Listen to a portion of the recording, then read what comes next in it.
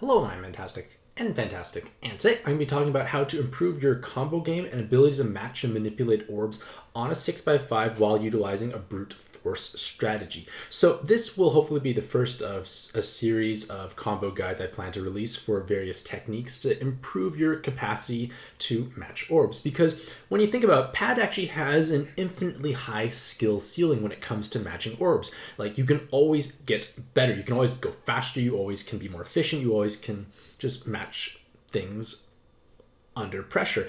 And because of that, it does keep the game quite exciting because you're never going to be quote unquote good enough. You always can improve to a certain extent. And for myself, this is my longest played video game of all time. And the comboing aspect is a large part of why I keep coming back to it. So what I want to do is discuss my strategies and approach to solving 6x5 boards in a more efficient manner while utilizing a brute force strategy. So brute forcing means you are just matching sets of 3. You're not doing any cascades, you're not doing anything fancy, you're just simply matching as many orbs as possible in sets of 3. It's relatively straightforward, and I utilize my 1, 2, 3 method in order to do this in a much more easy to understand way. Now, I want to acknowledge that there is no perfect way to combo, along with the fact that everyone has their own preference or styles, and this is what works for myself, and it's the strategy and approach that I utilize in my own games as well as when I teach my supporters through Patreon. So without further ado, let's start talking about 6x5 boards. So a 6x5 board in Pad is the standard size, and it has 30 orbs, which means you can have potentially 10 combos. However, it is incredibly unlikely that you're actually going to have such a perfect distribution, which means you're much more likely to have probably 7 to 8 combos on average. And you have to find a way to rearrange them in such a way that it's logical and easy enough to do so. So before you start moving orbs, because I know this is something that I am guilty of, and most people probably are guilty of as well, is you just start matching and moving, and they're like, panic, what is happening? It's not the best thing to do. Obviously, the better you get at the game, the faster you are at like analyzing a board and moving orbs. You can get away with this much more easily. But if you're just starting out or you want to truly improve yourself, you need to look at the board before you start comboing. And in an ideal world, you should be able to count out and then recite the combos you will be matching. So you look at a board, you say like, well, I'm gonna get 1 fire, 2 water, 1 wood, 1 light, 2 dark, 1 heart, which means I would have 8 combos. That is what you should ideally do, but that takes a lot of effort and probably not going to be what you actually do on a regular basis. A much more realistic compromise is, well, you should still figure out to a certain extent how many combos you have, but a better idea is plan out your first 4 combos. Just plan out 4 combos, recite that order in your head. I'm confident we can keep 4 different elements in our head in a relatively easy to remember pattern. And if you are able to do so, you have basically matched away 40% of the board, because 12 orbs out of 30 is 40%. And that means you have a much smaller section of orbs to work with. You only have 18 orbs left, and it becomes much easier then to kind of wing it, so to speak, with those 18 orbs. But to make your life even easier on top of that, I like to employ my sectional 1, 2, 3 method, which will be coming up shortly. Another thing you want to try and do is try and match out to in.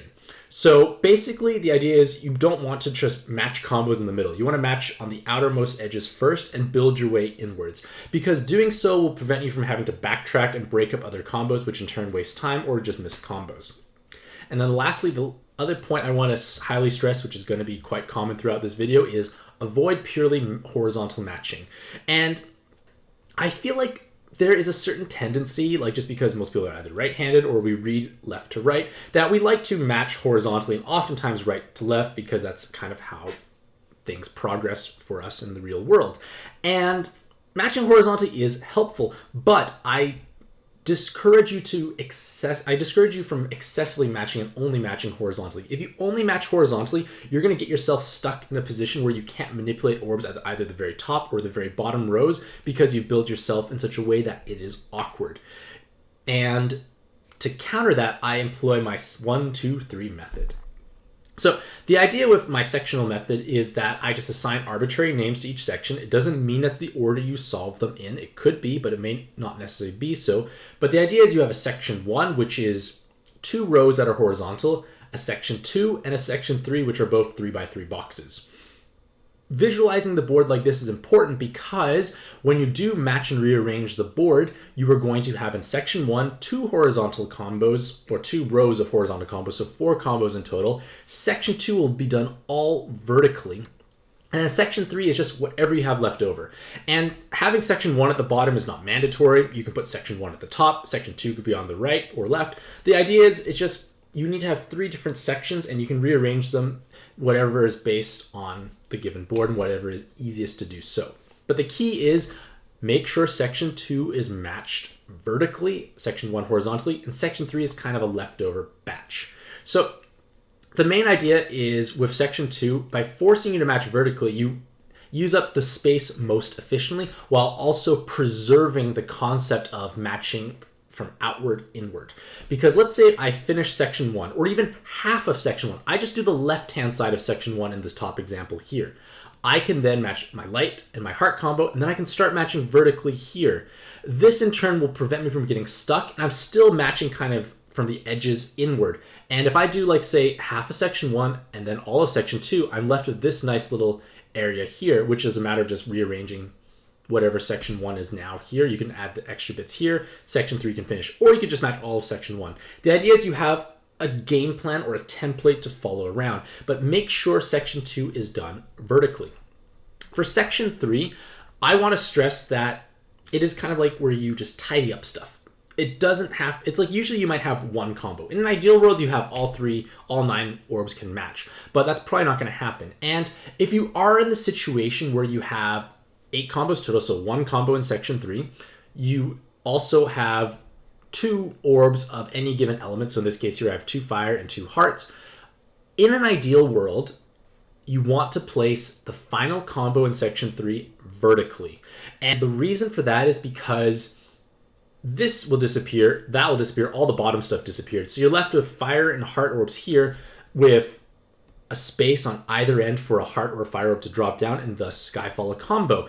If you match this vertically, you give yourself a 1 out of 6 chance twice. Now, it's not a guarantee, but hey, why not take every advantage you can muster? Because if you match this matches horizontally, this purple part here will not be able to match as easily because it has a 1 in 6 chance one time. Technically, you still make the same number of combos, but you just give yourself a slightly higher chance of acquiring a Skyfall. So why not pursue that? So the key to actually putting all this into practice is, well, practicing. So what I'm going to do is I'm going to transition over to my device. I have built a team with excessive amounts of movement time. I have 28 seconds, completely unnecessary. It's because Hera and Nyx gives 10 bonus seconds, and then my subs have more. This is more than enough movement time. And then I take a leader with no Skyfall. And the reason for that is because with a no Skyfall leader, I am able to have a much easier time because I can then see after matching what orbs were left over. Was it done so in an efficient manner? Did I miss anything? And then other orbs will fall down, that sort of idea. So I have been using this before, so that's why there's 1 combo previously matched already. But the idea is I'm going to try and be following the pattern on the right-hand side up there and try and replicate where I want the orbs to go. So looking at this board here, it's looking nice that section 1 is going to be at the top because all those purple orbs are already there. So I'm going to start by, oops, that is a terrible way to start, but remember, you are practicing. And I'm just transitioning along here, and I do have the extra combo here. So in my section 3, I make this vertical. Like I said beforehand, if I did this in this manner here, those wood orbs here would only have a 1 in 6 chance one time. If I do it this way, I have a 1 in 6 chance twice. So why not take it? So with no Skyfalls, I get to see that, like, yay, I did all that. And I left those over, and, well, wood didn't match, but the idea was I gave myself a chance.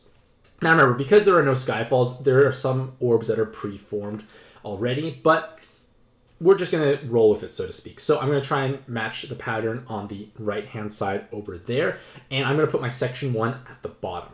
So I'm going to start with this wood orb here, and I'm going to go down, and then I'm going to start by matching here, and then I'm going to switch to verticals for a section 2. And then I'm going to put wood orbs here. And I have 9 combos, so it doesn't really matter how I put these orbs. There's no way to really make it work a little better. I'll just put them in such a way that I have an extra 2 sticking out, maybe a chance of a skyfall. Oh well. And the idea of practicing this is you will eventually start removing orb movement time, which will make you become faster and faster. To start, give yourself excessive amounts until you kind of get used to the pattern, so to speak. So from this given board here, I'm thinking, well, I like to put my horizontal section 1 on the bottom. So I am going to start that process here.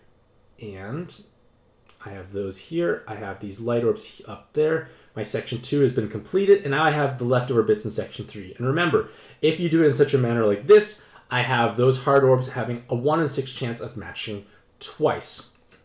So this may look a little boring, but the thing is, you need to practice. Like, you are going to significantly improve yourself over time if you even just dedicate, say, like 5 to 10 minutes every day to just improving your comboing aspect. Like, going through it mindlessly, going through autopilot can be nice and whatnot, but if you want to truly improve and get better, this is what I suggest you start doing. And this video and whatnot is going to be kind of the start to what I hope is going to be a little series of like combo guides where I explore more sophisticated matching techniques, but it's going to be building heavily upon the concepts of this sectional 1, 2, 3 method. And if you can get down brute forcing, you can visualize where to place your orbs, you're going to have a much easier time when you start incorporating cascades or spicy other techniques into your matching approach. So with that being said, let me know what you think about this video as well as these concepts explored in the comments below. Do you find this helpful? And if you don't, what do you do on your own to try and improve your orb matching capabilities?